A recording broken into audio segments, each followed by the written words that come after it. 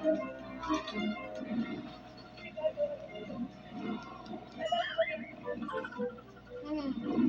do I look like I'm over 13? Sobrang nahirapan ako sa manubela talaga. Nag-a-adjust pa ako that time. Kaya napunta ako dun sa mga puno.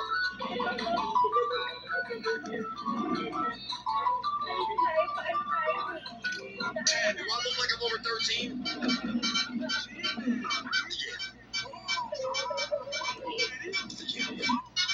Challenging part for me is yung pababa. Sobrang nakakatakot talaga kasi marami siyang mapababa.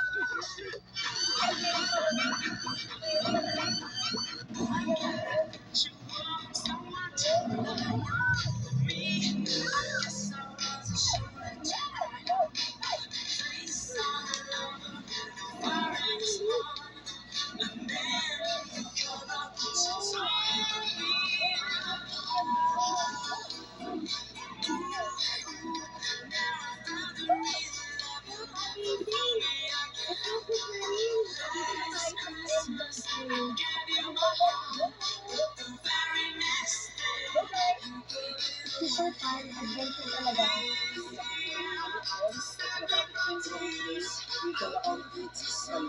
Papa, tingnan mo. Thank you so much. Amazing for this memorable experience. Hey, if I die, I want you to tell your mom. I'm going to use that today.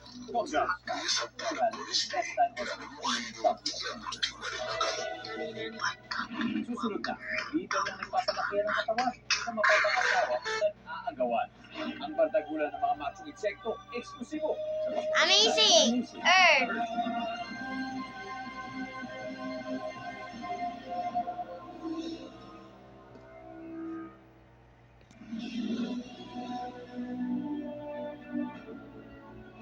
Madalas ang tingin natin sa mga insekto, very cute, very demure.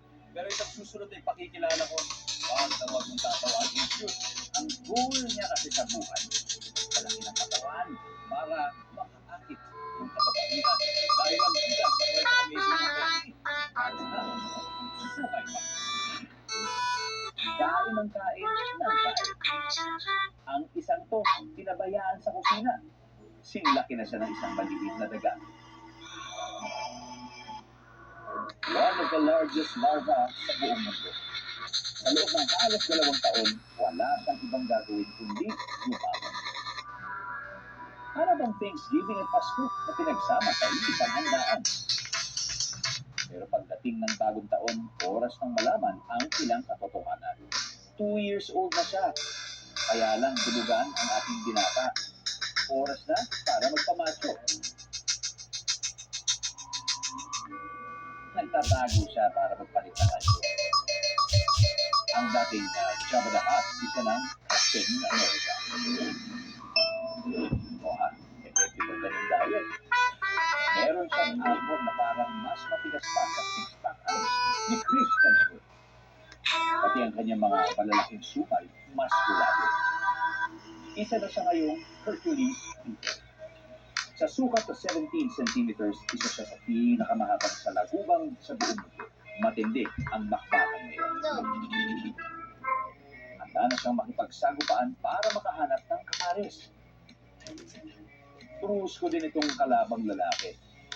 Pareho silang malakas. Kaya nilang buhatin ang anumang bagay.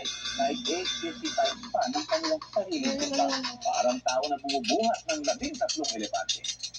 O di kaya ang wrestler na si The Rock na bumubuhat ng 850 na kagaya niya. May mga patakaran sila sa